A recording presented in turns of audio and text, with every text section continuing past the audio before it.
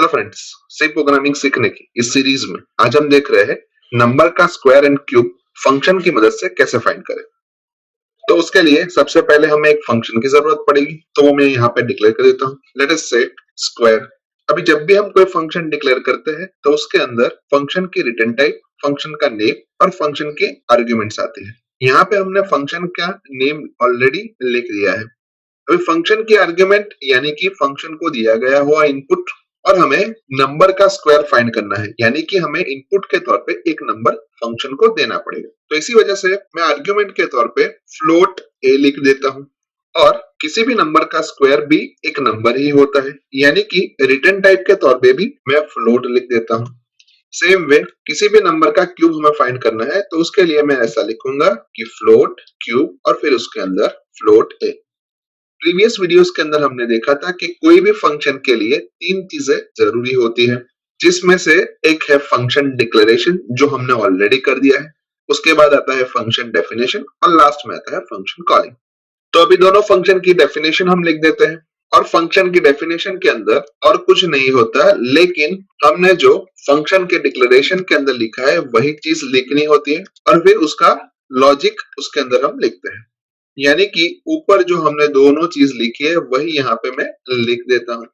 अभी सबसे पहले हम स्क्वायर नाम के फंक्शन की डेफिनेशन देखें तो स्क्वायर नाम के फंक्शन के अंदर हमने आर्ग्यूमेंट के अंदर एक नंबर पास किया है, यानी कि इस फंक्शन के अंदर हमें कोई भी इनपुट वेरिएबल डिक्लेयर करने की जरूरत नहीं होगी। सेम वे हमारा फंक्शन कुछ रिटर्न कर रहा है, यानी कि हमें इस फंक्शन के अंदर कोई भी आउटपुट वेरिएबल भी डिक्लेयर करने की जरूरत नहीं होगी और वही चीज दूसरे फंक्शन यानी कि क्यूब के ऊपर भी अप्लाई होती है। अभी किसी भी नंबर का स्क्वायर यानी कि नंबर को खुद से मल्टीप्लाई करना, यानी कि हम ऐसा बोल सकते हैं कि a इंटू ए हमें नंबर का स्क्वायर देगा और अगर हम उसको ही रिटर्न कर दे तो हमें नंबर का स्क्वायर इजीली मिल सकता है।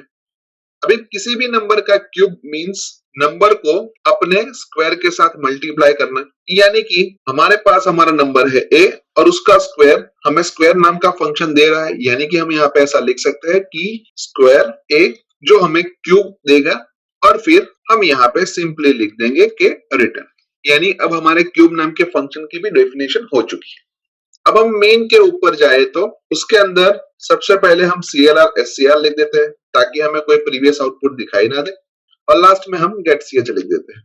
CLR SCR और गेट ch के बीच में हम दोनों फंक्शन को कॉल करते हैं। लेट अस से स्क्वायर के लिए हमें लिखना पड़ेगा फंक्शन का नेम और फिर एक आर्ग्यूमेंट।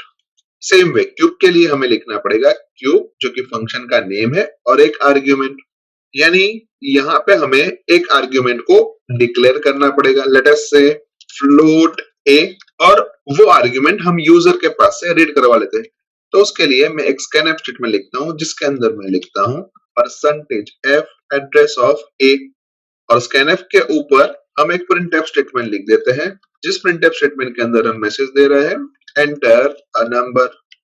अब दोनों फंक्शन कुछ रिटर्न कर रहे हैं, यानी कि वो दोनों फंक्शन जो भी वैल्यू रिटर्न कर रहे हैं उसको स्टोर करवाने के लिए हमें यहाँ पे और वेरिएबल की जरूरत पड़ेगी। तो लेट अस से मैं लिख देता हूँ कि s is equals to square of a and c is equals to cube of a, यानी कि स्क्वायर नाम का फंक्शन जो भी रिटर्न करेगा वो s नाम के वेरिएबल के अंदर स्टोर हो जाएगा और क्यूब नाम का फंक्शन जो भी रिटर्न करेगा वो c नाम के वेरिएबल के अंदर आके स्टोर हो जाएगा। यानी हमें यहाँ पे s और c दोनों वेरिएबल को डिक्लेयर करना पड़ेगा। तो उसके लिए मैं लिखता हूँ float s and float c और दोनों फंक्शन को कॉल करने के बाद मैं एक प्रिंटफ स्टेटमेंट लिखता हूँ जिस प्रिंटफ स्टेटमेंट के अंदर मैं मैसेज दे रहा हूँ कि square of percentage point two f is equals to percentage point two f और फर्स्ट परसेंटेज f की वैल्यू में a से और सेकंड परसेंटेज f की वैल्यू में s से रिप्लेस करना।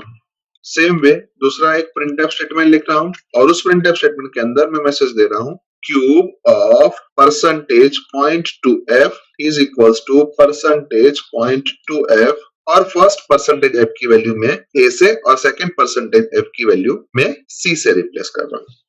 यानी अभी हमारे प्रोग्राम का पूरा लॉजिक बन चुका है। तो जब हम प्रोग्राम को एग्जीक्यूट करेंगे तो उसका एग्जीक्यूशन मेन फंक्शन से स्टार्ट होगा, जहां पे हमने 3 वेरिएबल डिक्लेयर किए हैं। उसके बाद हमने CLR SCR स्टेटमेंट लिखा है। उसके बाद जो printf स्टेटमेंट लिखा है वो हमें एंटर अ नंबर प्रिंट करके देगा। और लेट अस से हम यहाँ पे a की वैल्यू 2 एज्यूम कर रहे हैं, यानी कि जब हम स्क्वायर नाम का फंक्शन कॉल करेंगे उस वक्त हमारे मेन का एग्जीक्यूशन थोड़ी देर के लिए सस्पेंड हो जाएगा और हम स्क्वायर नाम के फंक्शन के ऊपर चले जाएंगे, जहां पे जो a की वैल्यू हमने ऊपर से पास की है वो वैल्यू यहाँ पे आके मिलेगी। और उसके अंदर हमने एक ही स्टेटमेंट लिखा है कि रिटर्न a इंटू ए, यानी कि ये हमें 2 इंटू 2 रिटर्न करके देगा, जो कि अल्टीमेटली 4 होता है। यानी कि जो 4 वैल्यू आई वो स्क्वायर नाम के फंक्शन में आके स्टोर हो जाएगी, यानी कि यहाँ पे हमारे s की वैल्यू 4 होगी।